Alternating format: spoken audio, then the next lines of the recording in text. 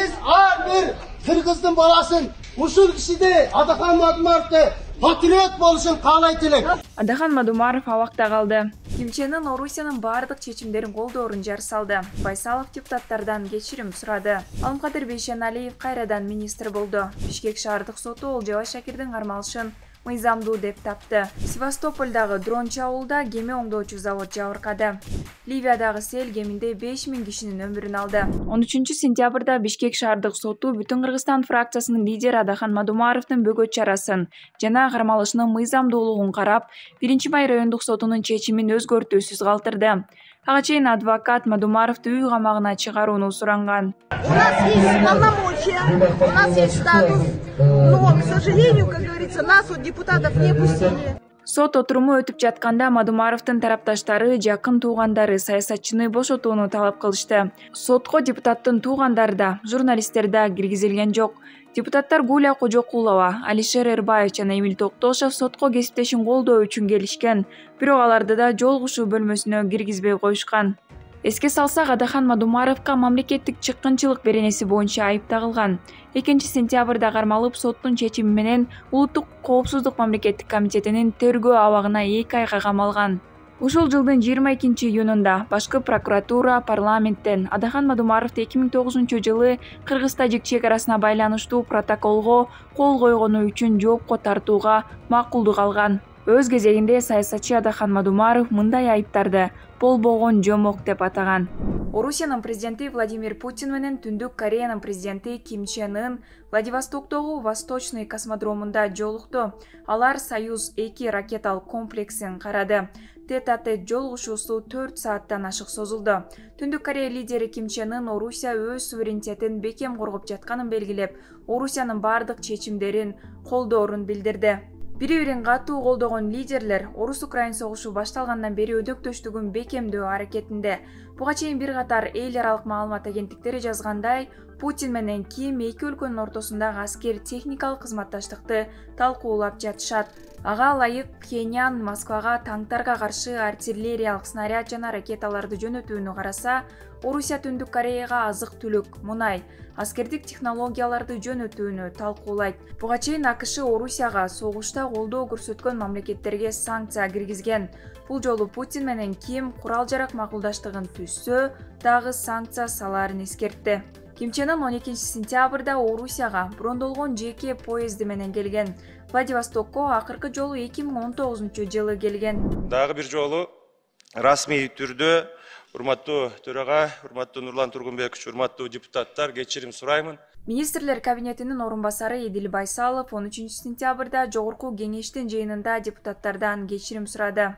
Байсаловдун айтымында ал депутаттардын кадыр баркына шек келтирейин деген эмес. Ал баш мыйзам боюнча аткаруу бийлиги президенттин колунда экенин айткысы келгенин белгиледи. Буга чейин Байсаловдун отставкасын бир нече ирет талап кылган депутат Шайлообек Атазов буга макул болгон жок. Кемчиликти мойнуна алган адам акылдуу да. Кечирим сураганы келдиңизби, эркекче кечирим сурабайсызбы? Сиз парламент мага элдин атынан тапшырма бербегиле деп айткансыз да. Туурабы? Эмне үчүн сизге биз тапшырма бербешибиз керек? Биз экөөбүздүн ортобузда мамилебиз жакшы. Бирок мен жалпы парламенттин, ушул парламенттин тарыхын, көз карандысыгыз жөнүндө сөз сүйлөп атабыз. Ал эми депутат Надира Нарматова Байсаловдон башка кадыр калбай калыптырбы? Социалдык маселелер идеология боюнча иш жүрбөй жатат деп сындады. Өз кезегинде Эдил Байсалов депутаттар элдин атынан сүйлөй албайт деп айтпаганын, анын сөзү бурмаланып калганын белгиледи. Спикер Нурланбек Шакиев Байсаловдун иши президент менен сүйлөшүлүп, дагы бир жолу парламенттин беделине шек келтирсе, катуу чара көрүлөөрүн айтты. Эске салсак, буга чейин парламенттин 3 фракциясы жана бир катар депутаттар Байсаловдун кызматтан кетишин талап кылып келген. 13 сентябрда жогорку кеңештин жыйынында депутаттар 3 министрди дайындоого макулдугун берди. Эл ичинде Аканет министр аталган Алымкадыр Бейшеналиев кайрадан саламаттыкты сактоо министри болуп дайындалды. Ал эми санариптик өнүктүрүү министри Нурия Кутнаева, эмгек социалдык камсыздоо жана миграция министри Гүлнара Батырова болду. Жыйында министрлер депутаттардын суроолоруна жооп берип, алдыда аткарчу пландары менен сунуштарын айтышты. Ал эми спикер Нурланбек Шакиев Нурия Кутнаеваны мамлекеттик тилди жетишерлик билбегени үчүн сынга алды.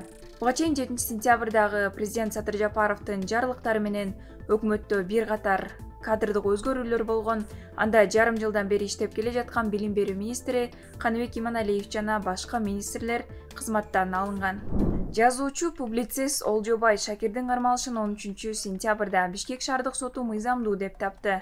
Бөгөт чарасын кароо башка күнгө жылды. Буга чейин Олжобай Шакирдин адвокаты анын кармалышы негизсиз экенин билдирип шаардык сотко кайрылган. Сот отурумунда жазуучу ага кандай чечим чыкпасын, абак артында адилетсиздикке каршы күрөшө берерин айтты. Жазуучу Олжобай Шакир 23 августта кармалып, 24 августта 1 май райондук соту аны 23 октябрга чейин тергөө абагына камоо чечимин чыгарган. Ага массалык башаламандыктар беренеси менен иш козголуп, социалдык тармактарда чагымчыл, жапырт башаламандыкка чакырган билдирүүлөрдү жарыялаган. Бийлик өкүлдөрүнүн мыйзамдуу талаптарына баш ийбөөгө айыпталган. Олжобай Шакир бийликке ачуу сын пикир айтып келет. Ал 31 августта онлайн нааразычылык акциясын өткөрүүнү демилгелеген. Бирок ага жетпей аны кармап кетишкен. Орусиянын коргоо министрлиги бүгүн түнү аннексияланган Севастопольга жасалган дрон чабуулдун натыйжасында 2 кеме кыйрап, мындан тышкары 3 деңиз дронунан Кара деңиздеги кемелерге сокку урулганын, бирок алар жок кылынганын билдирүүдө. Шаар башчысы Михаил Развожаев чабуул таңкы 3-4 чамасында болуп, ракета Севастополь деңиз заводу Севморзаводко тийип өрт чыкканын билдирди. Ошондой эле 20-дан ашык адам жабыркаган. Украинанын куралдуу күчтөрүнүн аскер аба күчтөрүнүн командачысы Николай Алищук өзүнүн расмий телеграм каналында сокку авиациядан жасалганын жазды. Ал арада Эстония, Латвия жана Литва бийлиги орус номурлуу унаалардын өлкөгө киришине тыюу салды.